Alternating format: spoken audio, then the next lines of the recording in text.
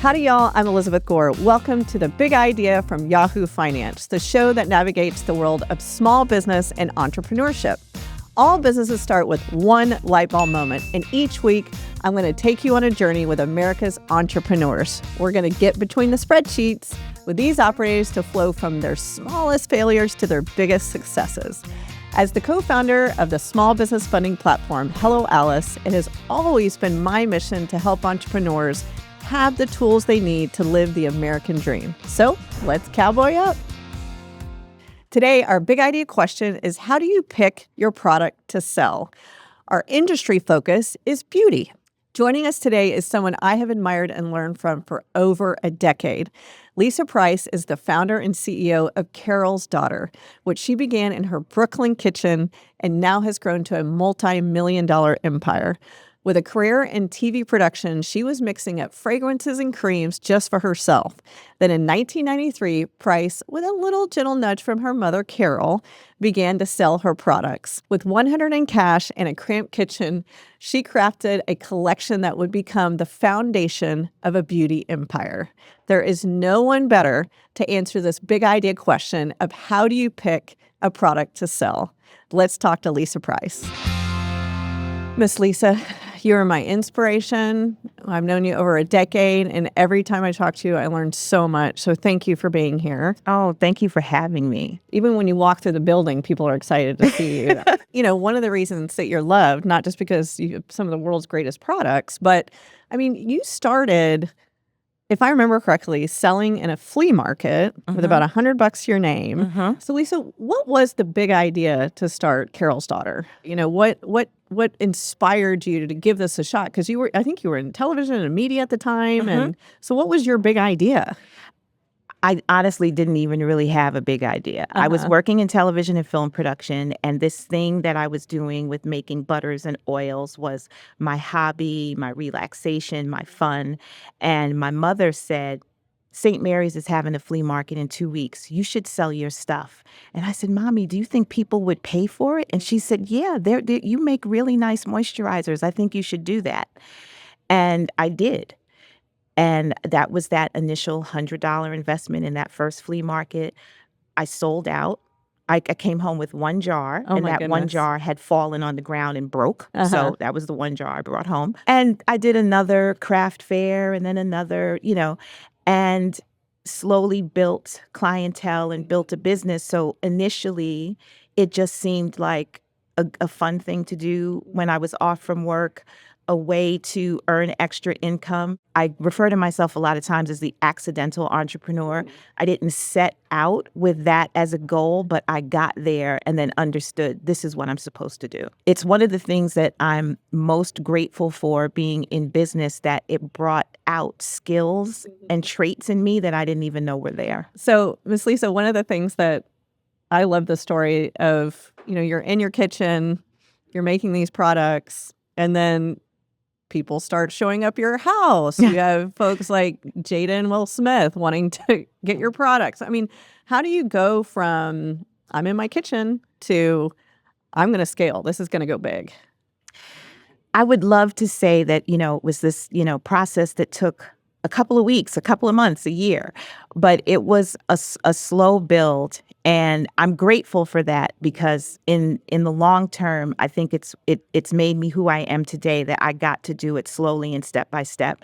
But I started out with my husband and I living in a small 1-bedroom apartment. And then we had Brooklyn, is that right? In Brooklyn. Yeah. And then we had a larger 2-bedroom apartment, and a room that should have been a bedroom became office, workshop, shipping department, etc. And then we moved into a home, and we lived in part of our home, and the other part of our home was work. And so we got to build it over time and just keep growing with it. Wait, success doesn't happen overnight, Lisa? No, it does not. It really does not. And when you're not in a financial position where you can just go borrow tons of money, you have to do things as you can afford them. And when it got to the point where It's not just Lisa making it by hand. There's multiple people making things by hand. And then you get an order from a place like Sephora. Right. You can't make everything by hand safely, correctly, properly. And you have to go to contract manufacturing. In my mind, that was the big scale. Got it. Okay. And that decision was made because that's how you protect the integrity of the company. You can't take, when you're going from making 300 pieces of something to 10,000 pieces of something, you can't mess with integrity and safety and all of that. And it was hard to do that, to go from stirring the pot, literally yourself, to having to trust someone else to stir the pot with your recipe. That's a lot of trust. Yeah. Not only do you cook things up in your kitchen back in the day, but you picked the right products. And today's big idea question is, how do you pick that product that is going to scale? I mean, you have products in the Smithsonian at this point. So how did you pick those initial products? And then what advice would you give to others thinking that through? Well, the way that we pick products today is completely different. So I'm speaking about the past, when I didn't have market data, when we didn't have social media. I listened to my customer. And I also paid attention to, what do I keep making all the time? That was another clue. It's important to listen to your customer, and then it's also important to understand your customer, because sometimes you can anticipate what they may need before they do. A lot of it was gut. There was a lot of trial and error. And I remember a finance person was helping me with inventory and different things, and he just asked me a question one day, and he said, this particular product, why is there only one? And I said, what do you mean? And he was talking about our black vanilla leave-in conditioner, something we still sell today. This was over 20 years ago. And I said, well, it's this spray for your hair. It helps to detangle it. It freshens your hair. It perfumes it a little bit. And he said, but do you realize that you make 5 times as much of this item than like these other 5 things that are in your top sell? And I didn't. And I was like, but yeah, I do make that a lot. We do cook those pots a lot. Right. And so it taught me that you can build on that one thing. I didn't study marketing, so I didn't think about building a franchise under something popular. So a lot of what I do today as common practice were things that I learned along the way. It's hard. I mean, whether you're making a product, a recipe, a service, obviously the entrepreneurial gut is powerful. But then there's also things shift, things change, right? If you were to say, okay, here are my three pieces of advice to a small business owner who's trying to choose that one, what would be your pieces of advice? Really looking at the competitive set that's out there, and almost do like role playing with maybe someone on your team or in your family to debate why yours is needed. Because sometimes the thing that we're excited about with ours is something that the consumer just doesn't care about, even though it's important. If you can't break that down to something that the consumer can understand, they're not going to care. When I used to make shampoos and conditioners, I'm a fragrance person, so I wanted to be on a fragrance journey. So I wanted my shampoo to start out with rose and jasmine, but then my conditioner moves into lavender and vanilla, and then my leave-in moves over here to patchouli, and then the whole thing is a journey. The consumer is just kind of like, wait, what is it doing for my hair? Why does this have rose? Why does that have that? Right. So you have to simplify it so that she understands step 1, step 2, step 3. Yeah. That extra layer is a Lisa thing, but it's not the consumer. Lisa, hold that thought. We have to do a quick break, and we'll be right back.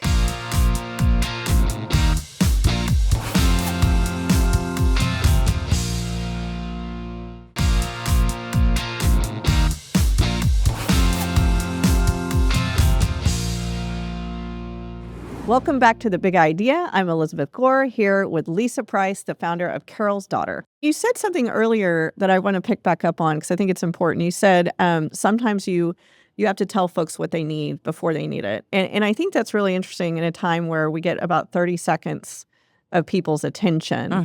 And you, Lisa, are saying, you really are going to want this product. And you're the most sincere person I swear I've ever met. And so I know that, but they don't know you. Right, right. How do you portray that message quickly? For me, it's hard, and I'm grateful that I have a team that will take. I just looked at an edit last night of an interview that took an hour and 45 minutes, and miraculously, it's edited down to 1.5 minutes. Holy moly. How? So, I love that art of editing, that it helps pull the salient points out of the conversation. I also think a layered message is important. There's going to be a message that is delivered by user-generated content, your UGC. Then there's going to be the message that comes from the founder. And then there's the bullet point messages that are the hard-hitting commercial type thing. And you have to look at all of them so that they layer up to that 5-minute message that you don't have 5 minutes to deliver. Wow. And does that translate to the package too? It does in some ways. You can't have too much information on a package because then it becomes overwhelming. So what you put on the front a lot of times is legally what you can put on the front. Okay. But also help the consumer want to read more. Got it. You want to spark them to turn it around and read more because you can't put everything on the front. Interesting. So I think you and I over the years have talked about mistakes, successes, failures, cried, laughed. And here we try to be really transparent how much we learn from our mistakes. We call them our dirty unicorns because not everyone's going to be a unicorn, right? Right. So what is a mistake that you've learned from that you can share with our listeners? Oh my goodness. The thing about being in business for nearly 32 years, you make a lot of mistakes. Nobody does anything for 32 years perfectly. No one. I think I made a few before breakfast this morning. Exactly. So, yeah. Oh gosh.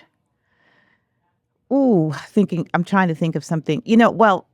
Thinking of something specific is hard because there's so many of them. But some mistakes are mistakes according to the consumer. Oh, interesting. But it actually wasn't a mistake. Oh, tell me for more. the business owner. Oh, this is interesting. So there was a period of time when Carol's daughter had retail stores. Okay. I believe at the time we had 9. Okay. And of the 9, 5 did not perform well. Okay. And we needed to exit those leases, and we took the proper precautions and listened to lawyers and did what we were supposed to do to appropriately exit those leases.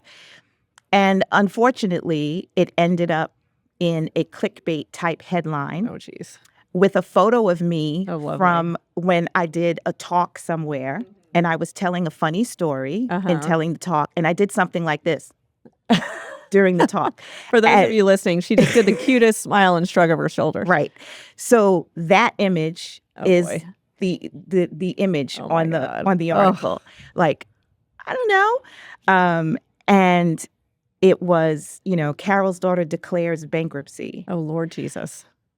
Now, if you were a business person and you actually read past the headline, right, it makes sense. Downsizing, too many stores, not profitable, strategically closed 5, left 4 open, blah, blah, blah. Right. If you just read the headline and ran with it and put it on Twitter and dragged me and, it was awful. So here I am in a situation where I look foolish. I look like I've made a mistake. I look like I don't know what I'm doing in business. And the truth is the exact opposite. Right. But I can't talk about that because the more you talk about, no, that's not it. No, you're wrong. No, you keep it alive. That's so true. So you grin and bear it, and you wait, and you let it die, and you keep moving, and eventually people don't talk about it. I really appreciate this story because that is going to happen to every entrepreneur, and particularly with the 24-hour news cycle right now. And to have the wisdom, and you have a lot of wisdom, and the guts to just let something go, it's hard. It is hard. And I'm grateful that I've always had supportive people around me because they talk you in off the ledge. They remind you who you are, and when you know that you can trust them, you believe what they say. When when Carol's Daughter was acquired by L'Oreal, that was another moment of people not understanding what I was doing and being very upset with me. Well, let's pause real quick because I see that as an unbelievable triumph that, for every entrepreneur listening right now would be like, oh my gosh, I built something from a flea market to a huge acquisition by L'Oreal. So first, let's celebrate that and say, oh my gosh, that's just the best. But what was the downside?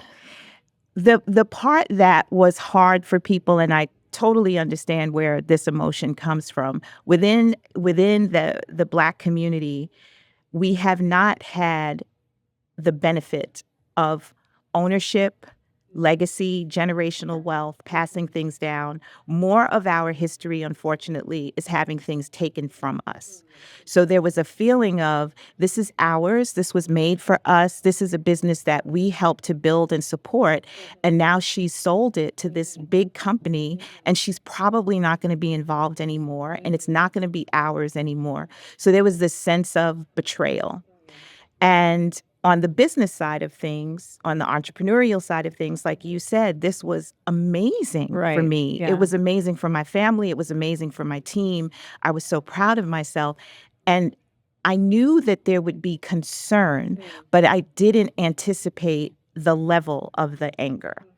And so there were some comments that were made on Twitter. And I did respond to one of those comments, and because someone brought my children into the conversation. Oh no, sir! And so, no, as I respond, three amazing children.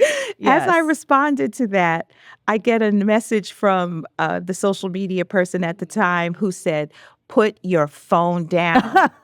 We've got you." And then followed up with, "Put it down." Oh, yeah. I can tell it's still in your hand. Well, put it down. Let's just talk about Mama Bear for a minute, because if anyone messes with my kids, I mean, I'd have to put more than the phone down. Let's be really honest. But, The comment was, what is it that you are teaching your children if you're teaching them that it's okay to sell out if there's enough zeros on the check? And I was like, all right. There we go. Let's go. Since filming the episode, L'Oreal sold Carol's Daughter back to Lisa and an independent beauty entrepreneur. Lisa announced the news on social media. 10 years ago, I made a decision to take Carol's Daughter, my brand, my vision, my passion, to heights I had once only dreamed of. But my dreams are not finished. Today, I begin a new chapter and reclaim the indie spirit of my brand as its forever founder and newly appointed president. So I always love your advice, but what is the best advice you've ever gotten in your entrepreneurial journey? I have to say that I'm blessed that I could probably tell several stories here, but this one sticks out and is resonating right now for me. I was at a dinner party with Jay-Z, Sean Carter, and he was having a conversation with me about the importance of what I do within the company. And at the time, he was an investor in the company. And he said that the truth is within the roots of a tree. Ooh. That if you think of the truth within a brand as its roots, the way you think of the roots of a tree, you focus on that truth. And you can't ever replace that truth, no matter what happens to the tree. The roots are always what keeps it grounded and keeps it in place. And if your focus moves from the roots and you get caught up in the fruit that it bears, the flowers that bloom, and you just focus on the beauty that the tree can give you, but you don't feed its roots, eventually it stops creating the beauty. So just remember that as the founder, you are the roots of the tree. Well, you're my roots. All I want to do is celebrate you. And, I wanted to ask you, what would your mommy say about you at this point? God bless her, by the way, her soul. I know that she would be so, so proud. I know that because I saw so much pride before she left. So my mom passed away in 2003.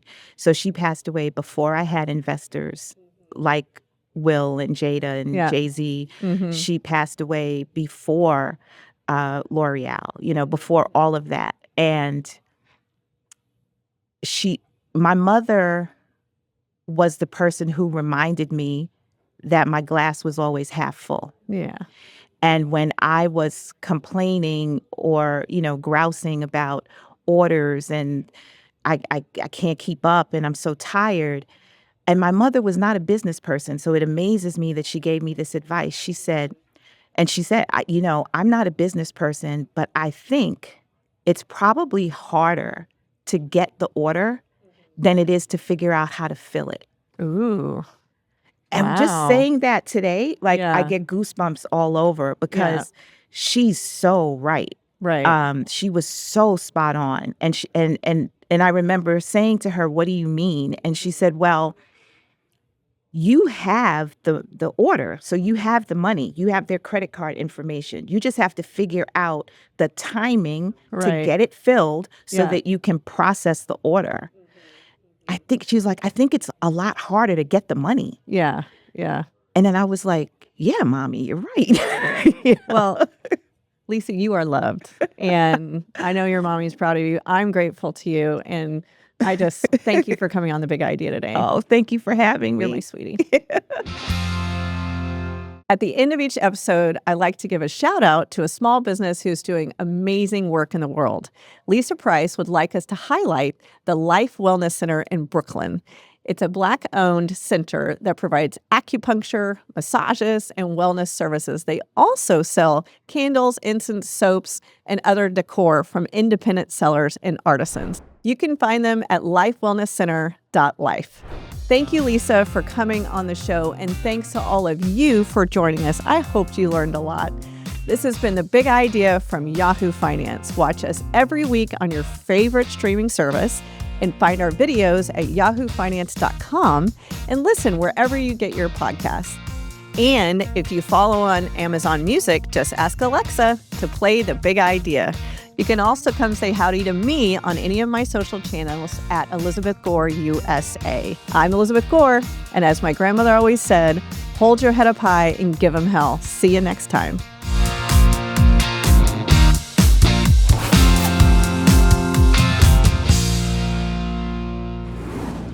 This content was not intended to be financial advice and should not be used as a substitute for professional financial services.